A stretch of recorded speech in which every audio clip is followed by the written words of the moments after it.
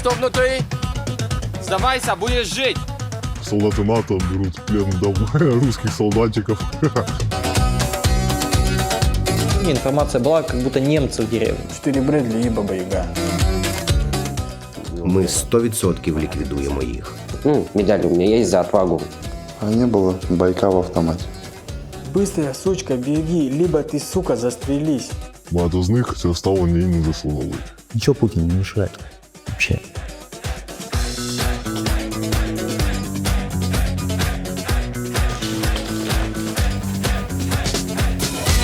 Oh, those Russians.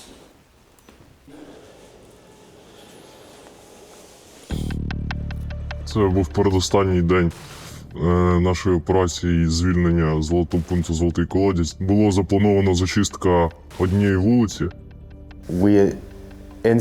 Ми зайшли в ту зону, де ворог був розосереджений у значній кількості.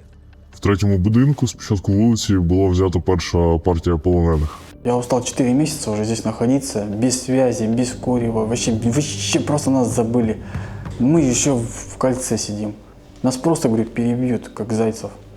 Я говорю, пацаны, вы смотрите сами. Я говорю, я пошел. Схоже, що вони втратили надію місяці тому. Ну, посадили на колени, руки связаны, думал, сейчас застрелят. Очень сильно волновался, даже слезы бежали. Все, я говорю, ребята, есть сигаретка?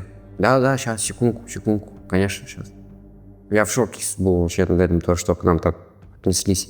Під час первинного допиту полонених нам стало зрозуміло, що на паралельній вулиці знаходиться ще приблизно 8 бійців ВСРФ, один з яких офіцер.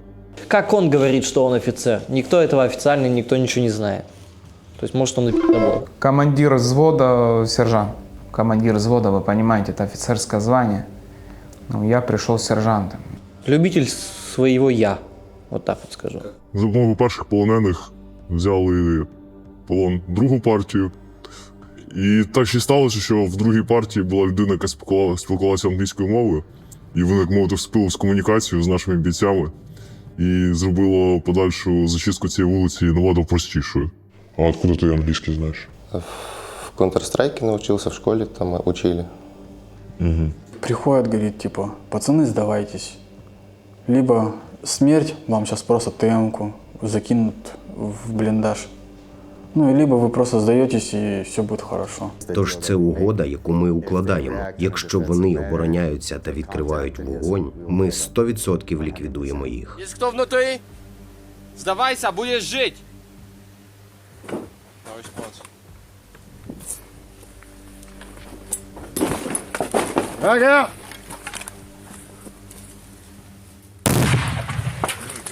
И в этот момент я уже все, говорю, стоп, плиз, no, стоп, плиз, и позывной вот. Ну, типа, чтобы не стреляли, ничего такого. А що ти на англійському говорив? А потому что до этого, пока мы были в деревне, информация была, как будто немцы в деревне. Хто? Немцы. Из-за этого, как бы, ну, немецкий я не знаю, я начал просто по-английски. От, він каже, ну мене взяли в плен, спецназ НАТО, бойці Азова. Я відчував самою, що ми живемо в якоїсь, не знаю, в сюжеті російської пропаганди. Солдати НАТО беруть в плен русских солдатиков. Азов в плен взяли нас, как я понимаю.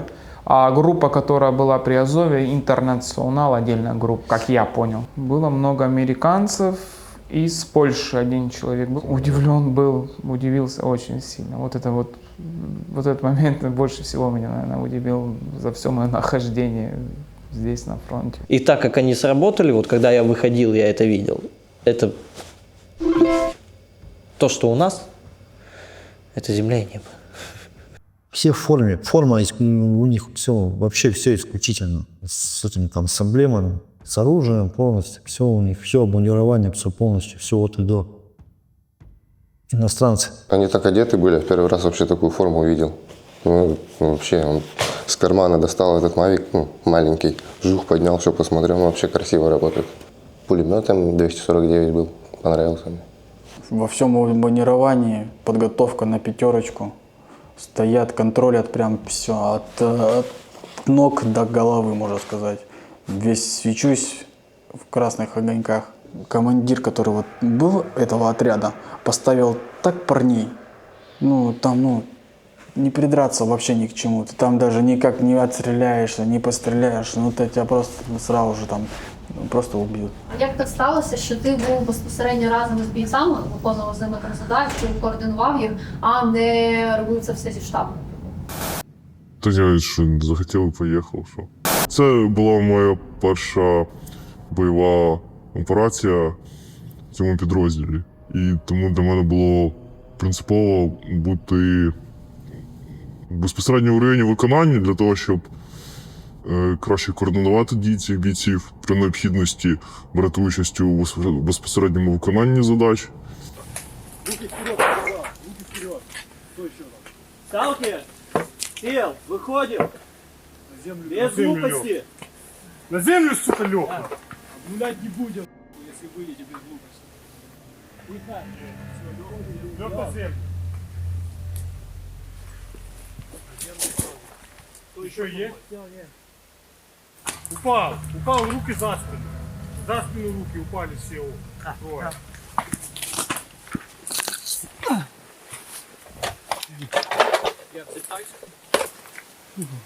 You speak English? So. Yeah. You know what to do. Get down. He speaks English. Випадок із золотим колодязем – це трошечки унікальний випадок. Довгий період часу противник відчував себе там абсолютно безнаказано. Ми зробили все можливе, щоб змінити думку противника і максимально схилити його до здачі в полон. 4 Брэдли на нас выехало. 4 Брэдли и Баба Яга. Мы начали, конечно, прятаться сразу же. Куда там, что там, от 30-го калибра, куда ты там, в кого ты стрелять-то будешь? Хотел застрелиться, да. Так а чого ти не застрілився? А не было байка в автомате. Потом прилетела Баба Яга ночью, разбила все, мы убежали в следующий подвал. Мы пошли, там никого не было, наступили на мину, нас посекло. Потом приехала опять бабка, опять разбила нас. Начали стрелять артиллерия по нам, там, камикадзе лететь. Противник застосовував шахеди у якості засобу вогневого впливу. Ці шахеди по 3 нашим позиціям. На Золотом колодце мы где-то побыли месяца 3, наверное. Жизнь была на выживание, так сказать. Ели мы то, что найдем, сами для себя, то есть, что нашли. В кожному селі, як відомо, є стратегічний запас їжі на випадок апокаліпсису. Все, я связываюсь с командованием, они там говорят, что входить все могут. Ну, я говорю, многие не можем ходить там. Командование говорит, вам надо идти дальше. Я отключил рацию и это. Говорю, я не знаю, я не пойду дальше никуда, потому что папьёшки, камикадзе. Куда мне идти-то? Все гоните, что ли? То там невозможно было даже куда-то уйти, что-то сделать. Там везде опасность, там все летает, все пытается тебя убить. Смерть, повсюду смерть. Отношение командования к нам вообще нехорошее. Они нас завели в эту бутылку, бросили. Даже меня ранило, я 3 месяца, мне ни медикаментов, мне ничего не сбрасывали. У меня вот было ранение пулевое. Мне нужны были медикаменты. Их не выслали, к сожалению. Вони реагували зовсім не емоційно. Знаєте, це було дуже по-російськи. Виглядало, ніби вони особливо не цінують свої власні життя. Тяжело быть русским. Взяли плен, ну как бы нормально отнеслись, адекватно. Все по-мирному обошлось. Накормили, дали попить. Усім з них була надана медична допомога. Ставлення було дуже достойне. Може навіть, що багато з них цього ставлення і не заслуговують. Покормили, дали одеяло нам, укрыться. Кофе дали нам попить. У нас пацаны ще просто в шокі були от этого. Це набагато краще, аніж сидіти в дірі і чекати на смерть, поки дрони скидають вам труси та цигарки. Если бы я знал заранее, что так обращаются, ну то есть то, что все хорошо, то, что можно спокойно прийти сдаться в плен и тебя не убьют, я бы, наверное, сделал это сразу. У нас ты чё, пи***р, быстрая сучка, беги, либо ты, сука, застрелись. Вот такое отношение от командования. Пацан бам застрелился. И потом уже по радейке говорят, у нас парень застрелился. И человек реально застреливался. Вот второй союзник просто говорит, выходит на рацию, говорит, он застрелился. Он говорит, ну и хуй с ним, иди дальше. Я думаю, що російські командири не цінують життя їхніх солдатів. Ці командири дуже спокійно сплять щоночі. І їм дуже з цим комфортно. А ще я думаю, що більшість з цих командирів не проходили через те, що проходять їхні солдати. Вони для них лише цифри. Вони думають цифрами. Скільки людей потрібно зараз, скільки людей потрібно для резервів. Це все рівняння і цифри. І в підсумку ми маємо гігантську країну, яка є конгломератом різних етнічностей, що не цінує життя людей. А здесь, ну, вот так отнеслись, я просто в натуре, я сейчас не верю, если честно, с вами, что я сижу с вами, разговариваю.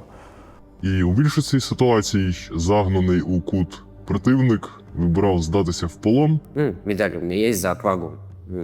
Да, я штурмовал, было, не спорю, было. Потом я понял, то, что это уже не мое, все, не хочу я. Не могу я уже на это сказать. Інших треба було схилити безпосереднім вогневим впливом. Вони чинили опір, вони користувалися своїм знанням місцевості, користувалися особливістю конструкції певних будівель. Але все ж таки частину цих людей ми переграли, і вони були вбиті під час їх спроб.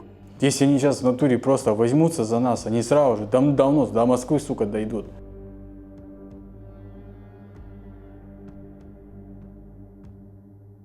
Пускай бы Путин приехал бы сюда и посмотрел бы, президент, что на самом деле здесь происходит. Минобороны, она... короче, полная, да. Я говорил это и буду говорить всегда. Залупа полная. Они деньги только, деньги отмывают, и все, я так считаю. Министерству обороны нужна просто реклама на будущее, чтобы продавать то же самое оружие свое. Какие они там переговоры, о чем они там договаривались? Ничего, они приехали, свои ништяки там посидели, поговорили. Это все для людей, просто для обмана. Обманом людям в глаза, чтобы люди сидели и смотрели и понимали, что он вот там договаривается, что-то. Да ничего они не решают. Ничего Путин не решает вообще. Дуже багато з них задавало питання, як можна перейти на вашу сторону, як можна воювати разом проти цього окупаційного режиму, людоненависницького. Ні, але зрозуміло, що це вірити цим словам не можна, тому що їм ще говорити, коли не в полоні. Какое у тебя отношение к российской власти? Положительное. Сколько у вас людей уже умерло на войне? Ну, я точно статистику не знаю, но очень-очень много погибло молодых парней. Миллионы погибло парней. Я как считаю,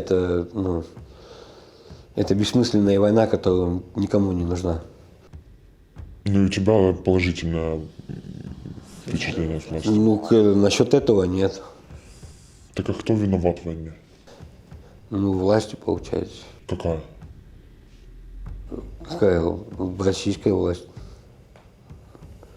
Мы же развязали войну, я так понимаю. Це був передостанній день нашої операції звільнення золотого пункту «Золотий колодязь». Загалом операція тривала 21 день. Хлопці виконали дуже важку роботу, яка вимагала дуже багато витривалості від них. Тому да, всі молодці. Мы военнослужащие РФ. Мы были взяты в плен бойцами интернационального батальона 12-й бригады «Азов» Национальной гвардии Украины. Благодарим азовцев за сохраненные жизни и нормальное отношение в плену.